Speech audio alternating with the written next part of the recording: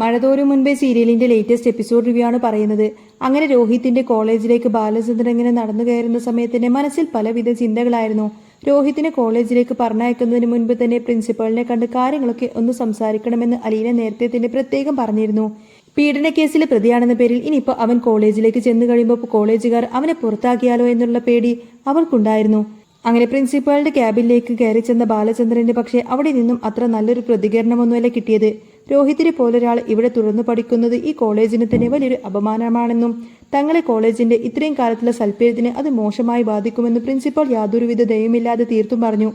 മാത്രവുമല്ല ബാക്കി പഠിക്കുന്ന കുട്ടികളുടെ മാതാപിതാക്കളൊന്നും അവൻ ഇവിടെ തുടരുന്നതിനോട് യോജിക്കുന്നില്ല എന്നും അവൻ ചെയ്തിരിക്കുന്നത് അത്ര നല്ല കാര്യമൊന്നുമല്ല എന്നും അവൾ കുറ്റപ്പെടുത്തി. ഇതൊക്കെ കേട്ടപ്പോൾ ബാലചന്ദ്രന് തന്റെ മകന്റെ യഥാർത്ഥ അവസ്ഥ അയാളോട് വിശദീകരിക്കാൻ ശ്രമിച്ചു. അവനൊരു തെറ്റും ചെയ്തിട്ടില്ല എന്നും അതുകൊണ്ടാണ് സാക്ഷാൽ കോടതി തന്നെ അവനെ വെറുതെ വിട്ടത് എന്നും ആ പെൺകുട്ടി തന്നെ സത്യാവസ്ഥ എല്ലാവരുടെയും മുന്നിൽ വെച്ച് തുറന്നു പറഞ്ഞിട്ടുണ്ട് എന്നും അദ്ദേഹം വീണ്ടും വീണ്ടും പറഞ്ഞു നോക്കി. പക്ഷേ പ്രിൻസിപ്പൾ ഇതൊന്നും അംഗീകരിക്കാനോ കേൾക്കാനോ ഒന്നും തയ്യാറായിരുന്നില്ല. കുറെയൊക്കെ ക്ഷമയോടെ കേട്ടുനിന്ന ബാലചന്ദ്രൻ ഒടുവിൽ അങ്ങ് ദേഷ്യം വന്നു. എന്താണെങ്കിലും നിങ്ങൾ നിങ്ങളുടെ കോളേജിന്റെ ആ വലിയ റെപ്യൂട്ടേഷനൊന്നും കളയണ്ടായെന്നും എനിക്ക് എൻ്റെ മോനെ തിരികെ ജീവിതത്തിലേക്ക് കൊണ്ടുവന്നാൽ മാത്രം മതിയെന്നും അദ്ദേഹം തീർത്തും പറഞ്ഞു. ഇനി ഏതായാലും അവനെ നിങ്ങളുടെ കോളേജിൽ പഠിപ്പിക്കണോ വേണ്ടോ എന്നൊക്കെ ഞാനും കൂടി ഒന്ന് തീരുമാനിക്കട്ടെ എന്നും പറഞ്ഞുകൊണ്ടാണ് അദ്ദേഹം അവിടെ നിന്നും ഇറങ്ങാൻ നോക്കുന്ന സമയത്ത് തന്നെ അദ്ദേഹത്തിന് തന്റെ ദേഷ്യം അടക്കാനാവുന്നില്ല. സാധാരണഗതിയിൽ ഇങ്ങനൊരു പ്രശ്നം സംഭവിച്ചിട്ടുണ്ടെങ്കിൽ ആ കുട്ടി തെറ്റ് ചെയ്തിട്ടുണ്ടെങ്കിൽ അവനെ പറഞ്ഞ് മനസ്സിലാക്കി നേർവഴിക്ക് കൊണ്ടുവരേണ്ടവരാണ് ബാക്കി എല്ലാവരും ശ്രമിക്കുക. പക്ഷേ ഇവിടെ നേരെ തിരിച്ചാണ് സംഭവിക്കുന്നത്. എന്താണെങ്കിലും എൻ്റെ മോൻ ഞാൻ ഇങ്ങോട്ടേക്ക് ഇനി വിടുന്നില്ല. നിങ്ങളുടെ സമീപനം ഇങ്ങനെയാണെങ്കിൽ പിന്നെ ഞാൻ എങ്ങനെ മനസ്സുറച്ച് എൻ്റെ മകനെ ഇങ്ങോട്ടേക്ക് കോളേജിലേക്ക് വിടും? അല്ലെങ്കിലും എനിക്കതിനോട് യാതൊരുവിധ താല്പര്യമില്ല എന്ന് മുഖത്തതിച്ചതുപോലെ പറഞ്ഞുകൊണ്ടായിരിക്കട്ടെ ബാലചന്ദ്രൻ അവിടെ നിന്നും തിരികെ പോകുന്നത്. ഇതേ സമയത്ത് വീട്ടിൽ അലീനയുടെ പനിയൊക്കെ കുറഞ്ഞു വരികയായിരുന്നു. 2-3 ദിവസമായി കിടപ്പിലായിരുന്ന അവൾ പതുക്കെ എഴുന്നേറ്റ് നടക്കാനൊക്കെ തുടങ്ങി. കുളിയൊക്കെ കഴിഞ്ഞ് പുറത്തേക്ക് വന്നപ്പോൾ അവൾക്ക് വല്ലാത്തൊരു ഉന്മേഷം തോന്നി. തന്റെ സഹോദരിമാരും രോഹിത്തും കൂടെ ഇല്ലായിരുന്നുവെങ്കിൽ തനിക്ക് ഇത്ര വേഗം എഴുന്നേറ്റ് നടക്കാൻ കഴിയില്ലായിരുന്നു എന്ന് അവൾക്ക് ബോധ്യമുണ്ടായിരുന്നു. അവൾ ഇങ്ങനെ പുറത്തേക്ക് വരുമ്പോഴാണ് ബാലചന്ദ്രൻ കോളേജിൽ പോയി മടങ്ങി വരുന്നത് കണ്ടത്.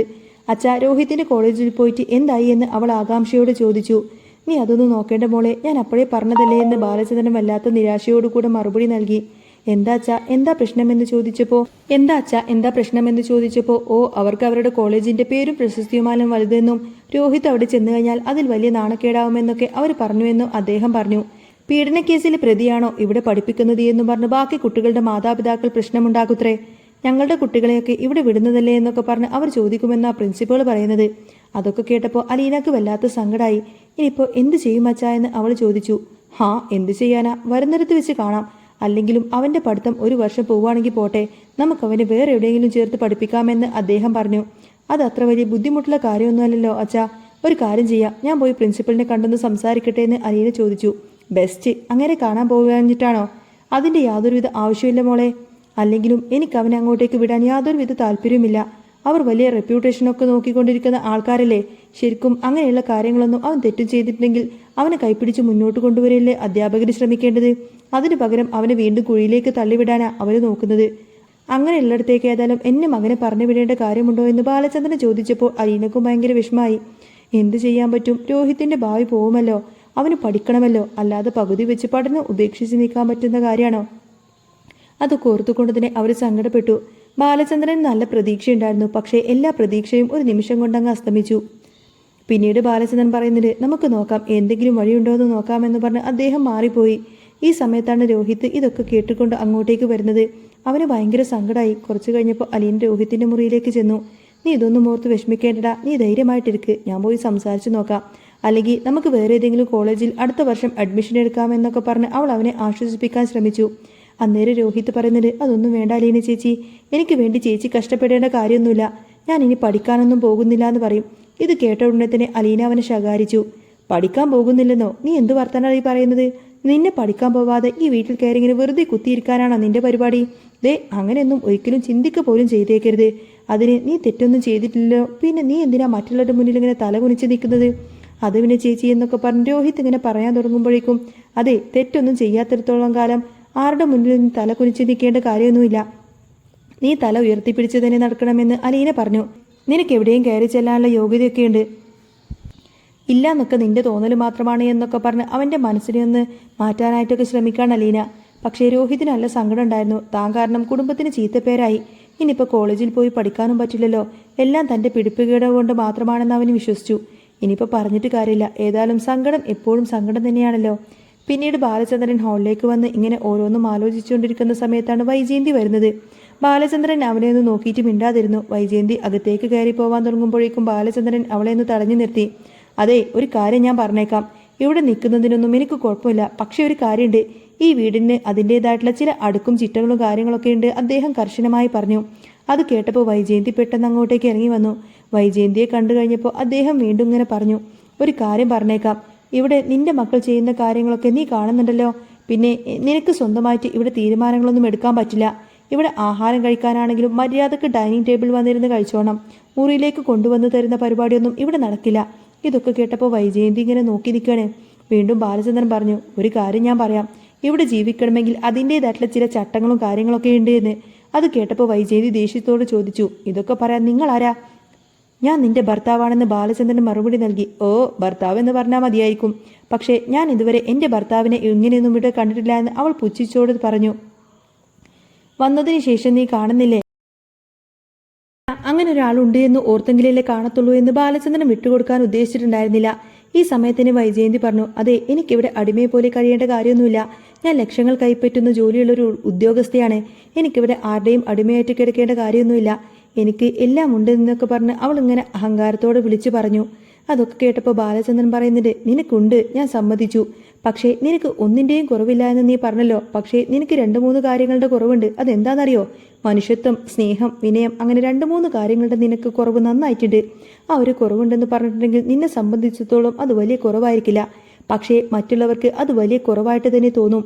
അത് കേട്ടപ്പോൾ ദേഷ്യത്തോടു കൂടി തന്നെ ബാലചന്ദ്രനെ നോക്കിക്കൊണ്ട് തന്നെ അവൾ പറഞ്ഞു, അതെ, നിങ്ങൾ കൂടുതലൊന്നും പറയൊന്നും വേണ്ട. എനിക്കറിയാം നിങ്ങൾ എൻ്റെ മക്കളുടെയും കൂടെ ആ അലീനയും കൂടെ കൂട്ടുപിടിച്ചുകൊണ്ട് തന്നെ ഇപ്പോൾ എനിക്കെതിരെ തിരിഞ്ഞിരിക്കുമല്ലേ. എനിക്ക് കാര്യങ്ങളൊക്കെ മനസ്സിലാവുന്നുണ്ട്. ഞാൻ വെറും ഒരു പൊട്ടിയാണെന്നൊന്നും നിങ്ങൾ കരുതിയോ? അത് കേട്ടപ്പോൾ ബാലചന്ദ്രൻ പറഞ്ഞു, ഏയ്, ഒരിക്കലുമല്ല. നീ ഒരിക്കലും ഒരു പൊട്ടിയൊന്നുമല്ല. നിന്റെ അത്ര ബുദ്ധിയും വിവരവും വിവേകവും ഇവിടെ വേറെ ആരും ഞാൻ കണ്ടിട്ടില്ല. ആ സമയത്തിന് വൈജയന്തി പറഞ്ഞു, എനിക്ക് നിങ്ങളോട് സംസാരിക്കാനൊന്നും സമയമില്ല, തർക്കിക്കാനും സമയമില്ല. ഒരു കാര്യം ഞാൻ പറയാം. ബാലചന്ദ്രനെ എൻ്റെ ഭർത്താവായിട്ട് ജീവിക്കാൻ പറ്റുമോ? എന്നെ ഒരു ഭാര്യയായിട്ട് കാണാൻ പറ്റുമോ? അങ്ങനെ പറ്റുമെങ്കിൽ പറ്റുമെന്ന് പറ, ഇല്ലെങ്കിൽ ഇല്ലെന്ന് പറ. അത് കേട്ടപ്പോൾ ബാലചന്ദ്രൻ ചോദിച്ചു, നിന്നെ ഭാര്യയായിട്ട് കാണണമെങ്കിൽ നിനക്ക് കുറച്ച് കാര്യങ്ങളൊക്കെ വേണം. മിനിമം സത്യസന്ധത, എളിമ, ഇതൊക്കെ വേണം. അതൊക്കെ നിന്റെ പക്കലുണ്ടോ? വൈജയന്തി ഒരു നിമിഷം അങ്ങ് തരിഞ്ഞു നിന്നു. പറ്റില്ലല്ലേ?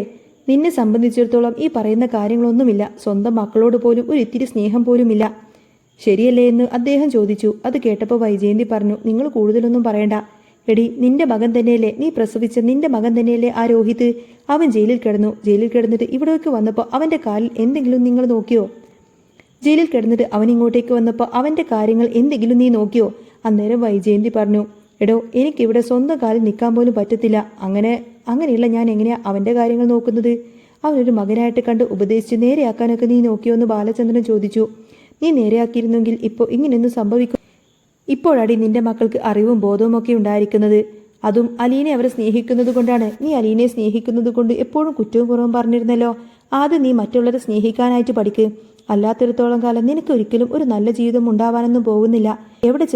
ഇവിടെ എന്നല്ല, നീ എവിടെ പോയി കഴിഞ്ഞാലും നിനക്ക് ഇത് തന്നെയായിരിക്കും ഗതി. പിന്നെ എനിക്ക് ഡിവോഴ്സ് വാങ്ങിത്തരാൻ വേണ്ടി നീ കുറേ അധികം പാഞ്ഞു നടന്നല്ലോ. എന്നിട്ടിപ്പോൾ എന്തായി? നിന്റെ വിചാരം നിന്റെ മക്കൾ നിന്നോടൊപ്പം വരുമെന്നല്ലേ? ഇല്ലടി, അതൊക്കെ വെറുതെയാണ്. ഒരു കാരണവശാലും അങ്ങനെയൊന്നും ഒരിക്കലും സംഭവിക്കില്ല. അവരിപ്പോൾ കൊച്ചു കുട്ടികളൊന്നല്ല. അവർക്ക് വിവരവും വിദ്യാഭ്യാസവും വിവേകവും ഒക്കെയുണ്ട്. അതുകൊണ്ട് തന്നെ അവർ ചിന്തിക്കാനും തുടങ്ങിയിട്ടുണ്ട്. പിന്നെ നിന്റെ തലക്ക് ബുദ്ധിയും ബോധവും ഇല്ലാത്തത് കൊണ്ട് തന്നെ ആരോടും പറഞ്ഞിട്ട് എന്താവാനാ എന്നൊക്കെ ബാലചന്ദ്രൻ പറയുന്ന സമയത്തിന് വൈജയന്തിക്കാകെ നാണക്കേടായി. അവൾ ഒന്നും മിണ്ടാതെ അകത്തേക്ക് കയറിപ്പോയി. ബാലചന്ദ്രന് ഇത്തിരിയും കൂടി പറയണമെന്നുണ്ടായിരുന്നു. വൈജയന്തിക്ക് ബാലചന്ദ്രന്റെ മുന്നിൽ തോറ്റുപോയല്ലോ എന്നൊരു ചിന്തയാത്രയായിരുന്നു മനസ്സിൽ. എന്നാലും അങ്ങനെ വിട്ടുകൊടുക്കാനൊന്നും അവരൊരുക്കമായിരുന്നില്ല. കാരണം എത്രയൊക്കെ ആയിട്ടും അവളുടെ മനസ്സിൽ ഒരു മാറ്റവും സംഭവിച്ചിട്ടില്ലല്ലോ.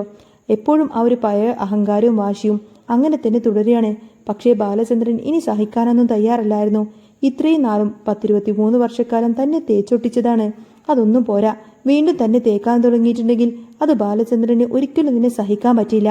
അപ്പോൾ ഇനി ഏതായാലും ഇങ്ങനെ വിട്ടുകൊടുക്കാനൊന്നും ബാലചന്ദ്രൻ തീരുമാനിച്ചിട്ടില്ല. വൈജയന്തിയുടെ അഹങ്കാരം ഇതോടുകൂടെ തീർന്നോളും. ഇനി ഏതായാലും വൈജയന്തി മനസ്സ് വെച്ചാൽ മാത്രമേ അവൾക്ക് നല്ലൊരു ജീവിതം കിട്ടൂ എന്നൊക്കെ ഇങ്ങനെ ബാലചന്ദ്രൻ ചിന്തിക്കാണ്. അങ്ങനെ മഴത്തോരും മുൻപേയിൽ ഇനി വരാൻ പോകുന്ന നല്ല സൂപ്പർ അടിപൊളി ത്രില്ലിംഗ് എപ്പിസോഡുകളൊക്കെ തന്നെയായിരിക്കും. നിങ്ങൾക്ക് ഈ ഒരു ചാനൽ ഇഷ്ടമാവുകയാണെങ്കിൽ സബ്സ്ക്രൈബ് ചെയ്യാനും സപ്പോർട്ട് ചെയ്യാനും മറക്കല്ലേട്ടോ. നെക്സ്റ്റ് വീഡിയോ ഉടനെ വരാം. ബൈ.